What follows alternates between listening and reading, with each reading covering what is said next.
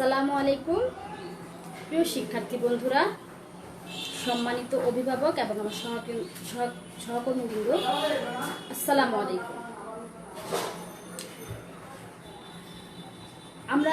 আমি আজও চলে এসেছি, তোমরা আমাকে চেনো, আমি নাসিমা খানম। আমি আজও চলে এসেছি তোমাদের সামনে। আমি এসেছি হোমস অনলাইন স্কুল শেরপুর থেকে। ক্লাসে তোমাদেরকে স্বাগত।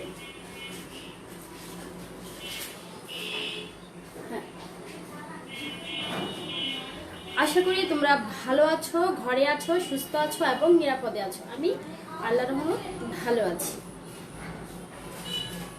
আমি আমার পরিচয়টা দিয়ে দিচ্ছি।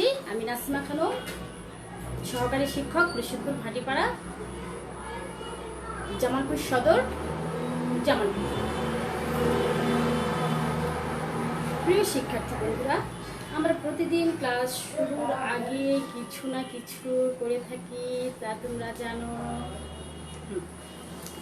হ্যাঁ, আমরা একটা গল্প দিয়ে শুরু করলে কেমন হয়? না কি ছবি দেখতে চাও, নাকি গল্প দিয়ে শুরু করলে ভালো হয় বলো তো প্রিয় শিক্ষার্থী বন্ধুরা? হ্যাঁ, আমি জানি তোমরা খাতা কলম নিয়ে বসে আছো, আর যদি খাতা কলম তোমাদের কাছে না নিয়ে থাকো, তোমরা ঝটপট খাতা কলম নিয়ে বসে যাও। আমি জানি তো তোমরা অনেক লক্ষ্মী ছেলে মেয়ে, তোমরা প্রতিদিন ক্লাসে অ্যাটেন্ড করো এবং আমাদের ক্লাসগুলোতে অ্যাটেন্ড করো ফেসবুক লাইভে, আর তোমরা প্রতিদিন সংসদ টেলিভিশনের ক্লাসগুলি দেখে থাকো। আমরা যখন ফোন দিই তোমাদের খবরগুলো তো আমরা পেয়ে থাকি তো।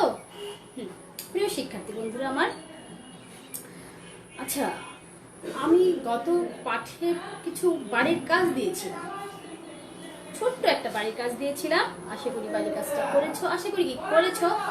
অনেকেই আমার মেসেঞ্জারেও দিয়ে দিয়েছো, অনেকে আমার মেসেঞ্জারেও তোমরা পাঠিয়ে দিয়েছো, আমি জানি, আমি দেখেছি।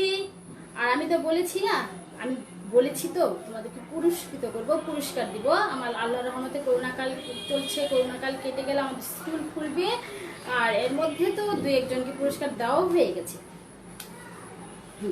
প্রিয় শিক্ষার্থী বন্ধু, হ্যাঁ, আজও তোমরা তাহলে কিছু ছবি দেখতে চাচ্ছ, তাই না? আচ্ছা, আমরা আমাদের নদীমাতৃক দেশ, ছবি দেখাবো। হ্যাঁ বাবা, ছবি দেখাবো, তবে আমরা আমাদের বাংলাদেশ নদীমাতৃক দেশে আমরা বসবাস করি। আমরা গত পাঠে যেমন পড়েছিলাম। আচ্ছা, তোমরা বলো তো, আমরা গত পাঠে পড়েছিলাম বন্যা নিয়ে। আমাদের বাংলাদেশে 1987 সালের পর কয়টি ভয়াবহ বন্যা হয়েছিল? বলো তো? হ্যাঁ, 7টি ভয়াবহ বন্যা হয়েছিল। কয়টি ভয়াবহ বন্যা হয়েছিল? 7টি ভয়াবহ বন্যা হয়েছিল। আচ্ছা, আমরা বন্যার পূর্ব প্রস্তুতি, বন্যার যে আগমন বার্তাটা আমরা শুনতে পাই বাংলাদেশ টেলিভিশন এবং বাংলাদেশ বেতার বা রেডিওতে যে শুনতে পাই, তখন আমরা কি করে থাকি? হ্যাঁ, শুকনো খাবার, তারপর নিজের পড়ার বইগুলি ভালো করে গুছিয়ে প্লাস্টিক কাগজে মুড়িয়ে রেখে দিতে হয়। হ্যাঁ, কলের মাথাটা খুলে আমরা কলের মাথার গোড়াটাকে সুন্দর করে পেঁচিয়ে রাখি। তারপর যেন কি করতে হয়? তারপর আমরা কোথায় যাই? আশ্রয় প্রকল্পে, হ্যাঁ, যেগুলো সরকার নির্মাণ করে দিয়েছে সরকারিভাবে, এবং কি আমাদের প্রাথমিক বিদ্যালয়গুলো, অন্যান্য শিক্ষা প্রতিষ্ঠানগুলো তোমাদের যারা বন্যা কবলিত এলাকায় বসবাস করি আমরা, তাদের জন্য খুলে দেওয়া হয়। এবং সেখানে সহযোগিতা কে করে বলো তো? হ্যাঁ, তোমরা তো জানো। হ্যাঁ, সহযোগিতা করে আমাদের বাংলাদেশ সরকার, এবং স্থানীয়ভাবে আমরা অনেকেই যার যেমন সামর্থ্য আছে সেই সামর্থ্য অনুযায়ী আমরা দিয়ে থাকি। তোমরা অবশ্যই বুঝে গেছো আমরা আজকেও কি নিয়ে আলোচনা করবো। হ্যাঁ, আগে আমরা ছবি দেখব। আজকেও আমরা কিছু ছবি দেখব। প্রিয় শিক্ষার্থী বন্ধুরা, একটু ভেবে তোমরা বলবে, একটু ভেবে দেখো, এবং ভেবে তোমরা দেখো এগুলো কিসের ছবি। হ্যাঁ, এই ছবিগুলো আমরা একটু ভেবে চিন্তা করে ভাববো এবং চিন্তা করে আমরা দেখবো এই ছবিগুলো আসলে কিসের ছবি, এই ছবিগুলো আসলে কিসের ছবি। আরো দেখবে? আচ্ছা, আমরা আরো কিছু ছবি দেখি। দেখো তো এটা কিসের ছবি। আমরা এই ছবিগুলোর সাথে অবশ্যই পরিচিত, যারা আমরা সমুদ্র এলাকাতে থাকি, আমরা নিম্ন এলাকাগুলোতে বসবাস করি, এই ছবিগুলোর সাথে আমরা আগে থেকে পরিচিত। হ্যাঁ, এই ছবিটা আমরা গত পাঠে এইটা দেখিনি, তবে এরকম কিছু ছবি দেখেছিলাম, এটা কি ছবি? হ্যাঁ প্রিয় শিক্ষার্থী বন্ধুরা, এটা একটা বন্যার ছবি। তবে এটা বন্যা নাকি, এটা একটু বলো তো, এটা কি আসলে কি, এটা কি বন্যার ছবি? এত জোরে হুম করে পানি চলে আসছে। হ্যাঁ রাইট, এটা হচ্ছে জলোচ্ছ্বাসের ছবি। এটা হচ্ছে জলোচ্ছ্বাস, সমুদ্র। দেখো তো এটা, দেখো। হ্যাঁ প্রিয় শিক্ষার্থী বন্ধুরা, দেখো এটা কিসের ছবি? এই ছবিটাও একটা জলোচ্ছ্বাসের ছবি, তাই না? এটাও একটা জলোচ্ছ্বাসের ছবি। দেখেছো? যখন আমাদের সমুদ্রবর্তী এলাকাগুলোতে, আমরা নদীমাতৃক দেশ, আমাদের নদী এলাকাগুলোতে যখনই ঝড় তুফানের সৃষ্টি হয়ে যায়, যখন ঝড় তুফান সৃষ্টি হয়, তখন এই যে এরকম নদীতে, তারপর এরকম একটা কি হয় বলতো, এটা একটা চোখ। এখানে এখানে ঘূর্ণিঝড়ের উৎপত্তি স্থল। হ্যাঁ দেখেছো, এখান থেকে এটা হচ্ছে মূল উৎপত্তি স্থল। যখন এই যে দেখেছো, এইটার ফলে, এই যে ঘূর্ণিঝড়ের, এটার ফলে এই যে সমুদ্রের যখন নিম্নচাপ হয়, সমুদ্র এলাকাগুলোতে যখন সমুদ্রের তলদেশে যখন নিম্নচাপের সৃষ্টি হয়, নিম্নচাপের সৃষ্টি হওয়ার পর এক প্রকার ঝড় তুফানের সৃষ্টি হয়। ঝড় তুফান হয়। যখন ঝড় তুফানের পূর্বাভাস চলে আসে, আমরা জানি, আমরা রেডিও টিভিতে আমরা নিয়মিত খবরগুলো শুনে থাকি, যখন খবরগুলো প্রচারিত হয়, তখন এই যে দেখো এরকম কিছু টিম থাকে, সরকারি বেসরকারি ভাবে কিছু টিম নিয়োজিত থাকে, যারা সতর্কবাণী দেয়, সতর্ক করে দেয় কত নম্বর বিপদ সংকেত চলছে, কত নম্বর বিপদ সংকেত চলছে, ও আমাদেরকে নিরাপদ আশ্রয়ে যাওয়ার জন্য বলা হচ্ছে। এখানে মাইক দিয়ে কি করা হচ্ছে দেখেছো? এখানে সমুদ্রবর্তী এলাকায় আকাশটা মেঘলা হয়ে আছে, আর এখানে কিছু লোক কি করছে, মাইকে ঘোষণা করছে আমাদেরকে নিরাপদ আশ্রয়ে যাওয়ার জন্য, নিরাপত্তার যেখানে আমরা নিরাপদে থাকবো সেখানে যাওয়ার জন্য বলছে, সেখানেই আমাদের যাওয়ার জন্য বলছে। দেখেছো এখানে? হ্যাঁ, এই কথাগুলো কখন বলে জানো তো তোমরা? এই কথাগুলো কখন বলে? হ্যাঁ, এই কথাগুলো বলে যখন একটা ঝড়ের পূর্বাভাস মানে আগে আবহাওয়া অধিদপ্তর থেকে আগে ওরা জানতে পেরে যায়, এবং জানার পরে আমাদেরকে সতর্ক করে দেওয়ার জন্য, তোমাদেরকে সতর্ক করে দেওয়ার জন্য এমন মাইকে এলাকায় ঘোষণা করা হয়। সেখানে নির্বাহী অফিসার যারা দায়িত্বে থাকে, তারপরে যারা স্বেচ্ছাসেবী দলে নিয়োজিত থাকে, নিজ থেকে দায়িত্ব গ্রহণ করে আমরা এগুলো প্রচারণা করে অনেক সকলকে নিরাপদ আশ্রয়ে যাওয়ার জন্য বলা হয়। আমরা যদি আগে থেকে নিরাপদ আশ্রয়ে চলে যাই, তাহলে আমাদের অনেকটাই আমরা ক্ষতির থেকে কি করতে পারি, নিজেকে এবং নিজের মালামালগুলোকে, নিজের যে গবাদি পশু পাখিগুলো আছে যে আমরা পালন করে থাকি, নিরাপদ আশ্রয়ে নিয়ে যেতে পারি। দেখো এটা একটা দেখতে পাচ্ছ, সমুদ্র যখন নিম্নচাপের সৃষ্টি হয় না, তখন আবহাওয়া অধিদপ্তর থেকে এমন কিছু ছবি আমাদেরকে টিভিতে বারবার দেখে। আমরা যারা নিম্নাঞ্চলে বসবাস করি এবং যারা সমুদ্র এলাকায় বসবাস করি, এগুলোর সাথে আমরা পূর্ব থেকে পরিচিত। তাছাড়া আমরা তৃতীয় শ্রেণীর বইয়েতেও পড়ে এসেছিলাম, তোমাদের মনে আছে প্রিয় শিক্ষার্থী বন্ধুরা? তোমরা জানো আমরা এগুলো আগেও জেনেছি। হ্যাঁ, তাছাড়া আমি আরেকটা কথা বলে রাখি যে আমরা 2007 সালে বড় একটা কিসের যেন একটা ইয়েতে ছিলাম বলতো? হ্যাঁ, বড় একটা ঘূর্ণিঝড়, তাই না? বড় একটা ঘূর্ণিঝড়। তোমরা ছবিগুলো দেখে বুঝতে পারছো আমরা কি করতে যাচ্ছি। দেখেছো? দেখো সমুদ্র পর্বত তীরবর্তী সমুদ্র তীরবর্তী যে জেলাগুলি থাকে, জেলাগুলিতে বা উপজেলাগুলি গ্রামগুলো প্লাবিত হয়। দেখেছ পানিগুলো যেমন বন্যা, আমরা গত পাঠে করেছিলাম বন্যার পানিগুলো যেমন ধেয়ে আসছে, এটা কিন্তু তেমন ধেয়ে যাচ্ছে না, একদম আর দিয়ে ঘর বাড়িগুলো লন্ডভন্ড করে দিচ্ছে। দেখছো গাছপালাগুলি ঘরগুলো ভেঙে পড়ে যাচ্ছে।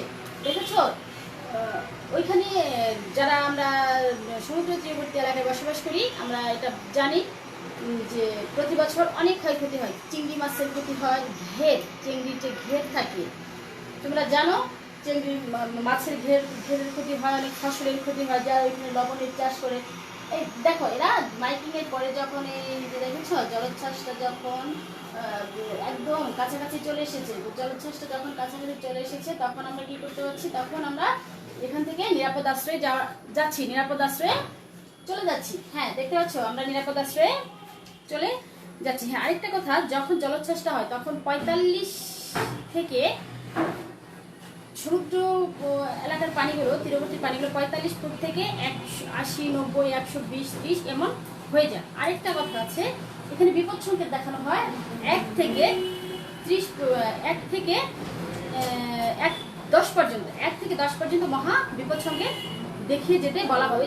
দেখেছি আমরা ওই যে মাইকিং করে যাচ্ছে, অ্যালার্ট করে যাচ্ছে, সবাইকে জানাচ্ছে, সেখানেই 1 থেকে 10 পর্যন্ত মহা বিপদ সংকেত দেখিয়ে দেয়। যখন দেখিয়ে দেয় তখন আমাদের ট্রলার, মাছ ধরার ট্রলার, ছোট ছোট নৌকা, যানবাহন, সমুদ্র এলাকাতে সমুদ্র যা চলাফেরা করে, নদী শুধু সমুদ্র হবে কেন, নদীর যত মাছ ধরার ট্রলার থাকে, তারপরে শিল্প কারখানা, ব্যবসা বাণিজ্যের জন্য যে ট্রলারগুলো, জাহাজগুলো থাকে, সবগুলোকে নিরাপদ আশ্রয়ে সরিয়ে নিয়ে যাওয়া হয়।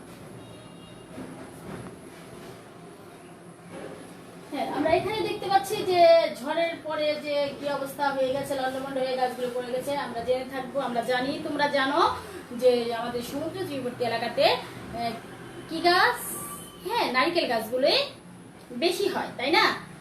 দেখেছো গাছগুলো ঝড়ে লন্ডভন্ড হয়ে গেছে, পড়ে গেছে। দেখো যখন জলোচ্ছ্বাস হয় তখন ঝড়ের সাথে সাথে ওই যে বললাম না 45 থেকে 20, 30, 40, 50, 60, 100, 120, 30 এমন একটা বলে না জলোচ্ছ্বাস, উপর দিয়ে পানি যাবে, বিপদ সীমার উপর দিয়ে পানি প্রবাহিত হতে পারে বা পানি যাচ্ছে। ঝড়ের গতিবেগ ওটা হচ্ছে 45 থেকে 70, 80, 90, 10, 20 এমন যেটা হয় সেটা হচ্ছে ঝড়ের গতিবেগ। এই গতিবেগের কারণে রাস্তায় পানি, এটা কিন্তু বন্যা, সেই থেকেও বন্যা হয়, কিন্তু এটা হচ্ছে জলোচ্ছ্বাসের জন্য এটা পানি। রাস্তাতেও পানি জমে গেছে, দেখতে পাচ্ছ রাস্তাতেও পানি জমে গেছে। এখন আরেকটা ছবি দেখতে পাচ্ছ, যখন জলোচ্ছ্বাসের সৃষ্টি হয়, বড় বড় বাঁধগুলো অনেক সময় হয় কি জানো, ভেঙে অন্যান্য অনেকগুলো গ্রাম প্লাবিত হয়ে যায়। অনেকগুলো গ্রাম এই জলোচ্ছ্বাসের জন্য অনেকগুলো গ্রাম কি হয়, প্লাবিত হয়ে যায়। প্লাবিত কি, পানিতে ভরে যায়। কিছু ইউনিয়ন, কিছু উপজেলা, কিছু জেলা এরকম পানির নিচে অনেক ফসলের জমি, অনেক আবাদের জমি, অনেক ফসলের জমি থাকে, তারপর অনেক পুকুর থাকে। সমুদ্র তীরবর্তী এলাকাতে চিংড়ি চাষ হয়, চিংড়ির ঘের থাকে, লবণ চাষ করে, লবণ চাষেরা ক্ষতিগ্রস্ত হয়। ওইখানে অনেক ক্ষতি, প্রতি বছর আমরা বর্ষার সিজনে আমরা অনেক ক্ষতির মুখে পড়ে থাকি। প্রিয় শিক্ষার্থী বন্ধুরা, তোমরা আশা করি বুঝে গেছো আমরা আজকে কি পড়তে যাচ্ছি। বলো তো আজকে আমরা কি পড়তে যাচ্ছি? হ্যাঁ আজকে আমরা পড়ব দুর্যোগ মোকাবেলার 12 অধ্যায় ঘূর্ণিঝড়। হ্যাঁ প্রিয় শিক্ষার্থী বন্ধুরা, আজকে আমরা পড়ব দুর্যোগ মোকাবেলার 12 অধ্যায়। 12 অধ্যায় কি পড়বো? হ্যাঁ তোমরা জেনে গেছো, আমাদের আলোচনার মাধ্যমে সব চলে এসেছে। আমরা আজকে পড়বো কি, ঘূর্ণিঝড়। আমরা আজকে পড়বো ঘূর্ণিঝড় সম্পর্কে, যা আমরা এতক্ষণ ছবিগুলোতে দেখলাম। প্রিয় শিক্ষার্থী বন্ধুরা, তোমরা এখন একটু ভেবে দেখো তো, আমি যে তথ্যগুলো তোমাদেরকে দিলাম, তথ্যগুলো সম্পর্কে তোমরা আগে থেকেই, আমি জানি এই তথ্যগুলো সম্পর্কে তোমরা আগে থেকেই জানো তোমরা অনেক ভালো স্মার্ট ছেলে মেয়ে, তোমরা অনেক ভালো লেখাপড়া করো, অনেক অনেক জানো। আমাদের দেশে 1970 সালে এবং 1991 সালে আর 1907 সালে ভয়াবহ কি হয়েছিল বলো তো? ঘূর্ণিঝড় হয়েছিল, ভয়াবহ ঘূর্ণিঝড় হয়েছিল। হ্যাঁ, আর সাধারণত গ্রীষ্ম বর্ষাকালে এর প্রকোপটা, এই মৌসুমে প্রকোপটা বেশি থাকে। সমুদ্রের কাছাকাছি এলাকাগুলিতে বড় ধরনের ঘূর্ণিঝড় হয়। এতে ঘর বাড়ি বাতাসে প্রচন্ড বাতাসের বেগ থাকে 45 থেকে 70, 80, 90, 100, 120, 30, 35 পর্যন্ত আমরা খবরে, রেডিওতে এবং বাংলাদেশ টেলিভিশনে খবরে আমরা জানতে পারি। বিভিন্ন টেলিভিশন চ্যানেল বা স্যাটেলাইট চ্যানেলের মাধ্যমে যে প্রচার করে থাকি, আমরা জেনে থাকি প্রচণ্ড যে ঝড়ো বাতাস, ঝড়ো হাওয়া বয়, এতে তীব্র বাতাসে ঘর বাড়ি ধ্বংস হয়ে যায়। অনেক অনেক ক্ষতিগ্রস্ত হয়, উপকূলীয় এলাকার অনেক ক্ষতি হয়। এতে কি হয় জানো? আর যখন ঘূর্ণিঝড়ের পূর্বাভাস হয় বলো তো, আমাদের কিছুদিন আগেই, এই তো কিছুদিন আগে আমরা আরেকটা ঝড় মোকাবেলা করে গেলাম। এই করোনাকালীন সময় আরেকটা ঝড় বয়ে গেল না বলো তো? হ্যাঁ, আমফান। আমফানের মতো এর আগে অতীতে এসেছে বুলবুল, সিডর, আইলা, এইগুলো বিভিন্ন নাম। বৈজ্ঞানিকরা এক এক দেশ থেকে নামগুলো চেয়ে থাকে, নামগুলো ওখানে সিলেক্ট পাঠানো হয় এবং ওদের মাধ্যমেই, আবহাওয়া অধিদপ্তরের মাধ্যমে বৈজ্ঞানিকরা এক একটা ঝড়ের এক একটা নাম দিয়ে থাকে। আমরা এই করোনাকালীন সময় ঘূর্ণিঝড় আমফান আমাদের দেশে আঘাত এনেছিল, আমরা সেটাও মোকাবেলা করেছি এবং আমরা কোথায় নিরাপদ আশ্রয়ে চলে গিয়েছিলাম। সামাজিক দূরত্ব বজায় রেখে আমরা নিরাপদ আশ্রয়ে ছিলাম। আর অবশ্যই আমরা যারা ছোটরা আছি, কখনোই বাবা মাকে ছাড়া তো কোথাও যাবই না, বাবা মাকে ছাড়া কোথাও যাব না, আমরা বাবা মাকে ছাড়া কোথাও যাব না। আর আমি আগে বলেছি, সমুদ্রের পৃষ্ঠে তাপমাত্রা বৃদ্ধি পেলে সেখানে বায়ুর নিম্নচাপ হয়। সমুদ্রের তলদেশে আমরা দেখেছিলাম একটা ঝড়ে, সমুদ্রের তলদেশে যখন তাপমাত্রা বৃদ্ধি পাওয়ার ফলে জলবায়ু নিম্নচাপ হয়, সেখানে বায়ুর নিম্নচাপের ফলে ঝড়ের সৃষ্টি হয়। বায়ুর নিম্নচাপের ফলে কি হয়? একটা বড় ধরনের ঝড়ের সৃষ্টি হয়। এই সম্পূর্ণ কি প্রাকৃতিক কারণ। এটা সম্পূর্ণটাই কিসের কারণে ঘটে জানো তো? প্রাকৃতিক কারণে ঘটে। তবে ভূপৃষ্ঠের তাপমাত্রা প্রাকৃতিক কারণে যদিও ঘটে, তবে ভূপৃষ্ঠের তাপমাত্রা দিন দিন বেড়ে যাওয়ার কারণে ঘূর্ণিঝড়ের তীব্রতা বৃদ্ধি পাচ্ছে। বুঝতে পারছো প্রিয় শিক্ষার্থী বন্ধুরা আমার? আশা করি তোমরা বইটা আগে দেখে নিয়েছো, জানো যে আজকে আমি চলে আসবো, তোমাদের সাথে আমাদের রুটিন আছে, তোমরা আগে দেখে নিয়েছো। তারপর আমি বলে দিচ্ছি, তোমরা তো জানো, তোমরা তো অনেক ভালো ছেলে মেয়ে। মানুষ ঘূর্ণিঝড়কে নিয়ন্ত্রণ করতে না পারলেও কি করতে হবে? ক্ষয়ক্ষতি যাতে কম না হয় সেই ব্যবস্থাটা কিন্তু আমরা করতেই পারি। আমরা তো করে থাকি, প্রতি বছর যখন ঝড় তুফানের সৃষ্টি হয় তখন তো আমরা এগুলা করে থাকি। তোমরা জানো যে তোমরা ছোটরা আছো, বড়রা যেমন চলতে বলে, আশ্রয় প্রকল্পে বাহিরে যাব না, একা ঘুরবো না, এই সময়টা নিরাপদ আশ্রয়ে থাকতে হবে। তোমরাও তোমাদের বই খাতা কলমগুলো সুন্দর করে গুছিয়ে নিরাপদ জায়গায় রাখো। শুকনো কিছু খাবার আমরা সংগ্রহ রাখোই, তাই না? হ্যাঁ, আর তারপর যখন 1 থেকে 10 নম্বর বিপদ সংকেত দেওয়া হয়, 1 থেকে 10 নাম্বার পর্যন্ত মহা বিপদ সংকেত দেওয়া হয়, তখন আমরা কি করি? এগুলো জানার জন্য আমরা নিয়মিত টিভি, রেডিও এবং সংবাদপত্রের খবরগুলি আমরা জেনে থাকি, শুনে থাকি, তাই তো? আশ্রয় কেন্দ্র বা নিরাপদে যাবার আগে কি করতে হয়? আশ্রয় কেন্দ্রে এবং নিরাপদ আশ্রয় যাওয়ার আগে নিজের বইপত্রগুলো অবশ্যই, এখন কিন্তু লেখাপড়ার ক্ষতি হচ্ছে না, হচ্ছে না। স্কুলে যাচ্ছি না, আমরা খোঁজ দিচ্ছি, বাবা মার সাথে তোমরা পড়ালেখা করছো তো? তবে নিজের বইপত্রগুলি গুছিয়ে ভালো জায়গায়, আর প্রয়োজনীয় জিনিস, বইপত্রের সাথে প্রয়োজনীয় যে জিনিসগুলো আছে না, প্রয়োজনীয় কি, আমার পোশাক, খাবার, পানি, শুকনো খাবার, এগুলো আমরা নিরাপদ জায়গায় রাখবো, গুছিয়ে রাখবো। অবশ্যই বাবা মার সাথে মিলেমিশে থাকবো, অবশ্যই বাবা মার সাথে মিলেমিশে কাজ করব, বড়দের কথা মতো চলবো। অবশ্যই কি করব, বড়দের কথা মতো চলবো এবং বাবা মার সাথে মিলেমিশে কাজগুলো আমরা করে নিরাপদ স্থানে যাব। ঝড়ের সময় বাবা মার সাথে মিলেমিশে কাজ করে বড়দের কথা মেনে নিরাপদ আশ্রয়ে আমরা যাব। প্রিয় শিক্ষার্থী বন্ধুরা আমার, তোমরা এখন ঝটপট বইটা খুলে ফেলো তো। তোমরা এখন ঝটপট তো তোমার চতুর্থ শ্রেণীর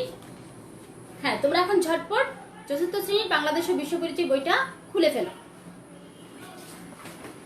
হ্যাঁ, তোমরা খুলে ফেলো এবং আমি একটা কাজ দিব, সেটা হচ্ছে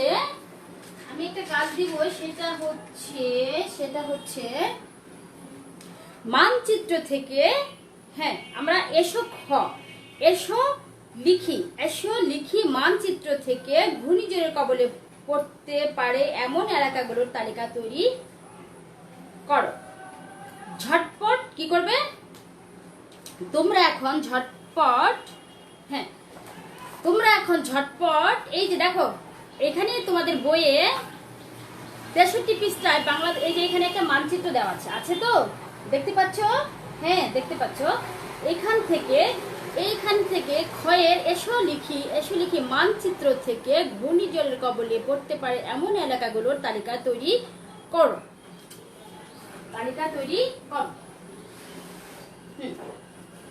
আমিও লিখে দিচ্ছি, এসো লিখি। আমি আশা করি তোমরা অলরেডি লিখে ফেলেছ, আমি বলছি আর তোমরা লিখে ফেলেছ, তুমি লিখে ফেলেছ। তারপরও আমি লিখে দিচ্ছি, মানচিত্র থেকে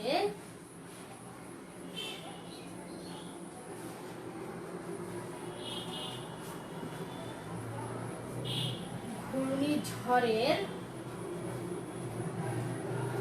কবলে পড়ে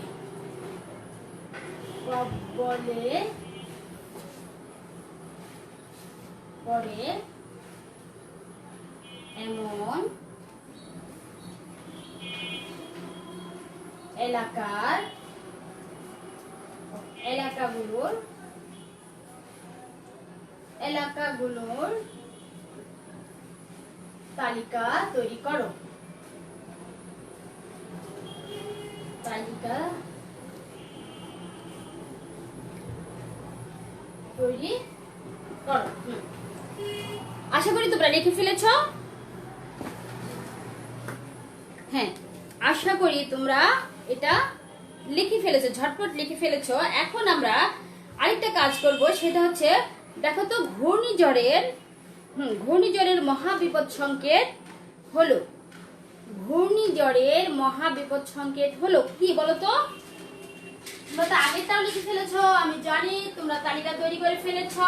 তোমরা অনেক লক্ষ্মী ছেলে মেয়ে, অনেক ভালো ছেলে মেয়ে, তোমরা তালিকা তৈরি করে ফেলেছো। এখন তোমরা ঘূর্ণিঝড়ের মহাবিপদ সংকেত হলো কি বলতো? মহাবিপদ সংকেত হলো কি? হ্যাঁ, মহাবিপদ সংকেত হলো 1 থেকে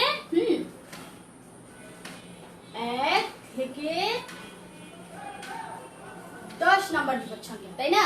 1 থেকে 10 নং মহাবিপদ সংকেত। হ্যাঁ, 1 থেকে 10 হচ্ছে কি? মহাবিপদ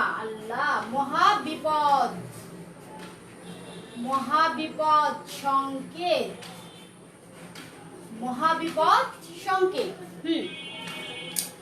প্রিয় শিক্ষার্থী বন্ধুরা, আশা করি তোমাদের লেখা হয়ে গেছে। এখন তোমরা বাড়ির কাজটা নিয়ে নাও। প্রতিদিন তো তোমাদের বাড়ির কাজ থাকে, তোমরা এখন বাড়ির কাজটা নিয়ে নাও। বাড়ির কাজটা হচ্ছে ঘূর্ণিঝড়ের কবলের প্রস্তুতি সম্পর্কে তোমরা লিখবে। ঘূর্ণিঝড়ের কবলে পড়লে যে আমরা প্রস্তুতিটা নিব, সেই প্রস্তুতি সম্পর্কে তোমরা লিখবে। লিখতে পারো 5টা শব্দ, 10টা শব্দ লেখো। 5টা শব্দ লিখো। প্রস্তুতি সম্পর্কে 5টি বাক্য লিখবে। প্রস্তুতি সম্পর্কে 5টি বাক্য লিখবে। এটা হচ্ছে বাড়ির কাজ। প্রিয় শিক্ষার্থী বন্ধুরা,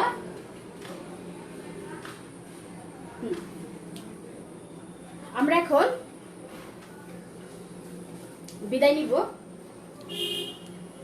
এর আগে তোমরা ভালো থাকো, ঘরে থাকো, সুস্থ থাকো, নিরাপদে থাকো এবং ঘরে থাকো, বাবা মার কথা মেনে চলো, নিয়ম করে পড়ালেখা করো। বাংলাদেশ টেলিভিশনের সংসদ টিভির প্রচারিত ক্লাসগুলি তোমরা অবশ্যই নিয়ম করে দেখছো। আমাদের ক্লাসগুলো শেয়ার করবে এবং মেসেঞ্জারে বাড়ির কাজটা পাঠিয়ে দিবে। ভালো থাকবে, সুস্থ থাকবে। আল্লাহ হাফেজ। আসসালামু আলাইকুম।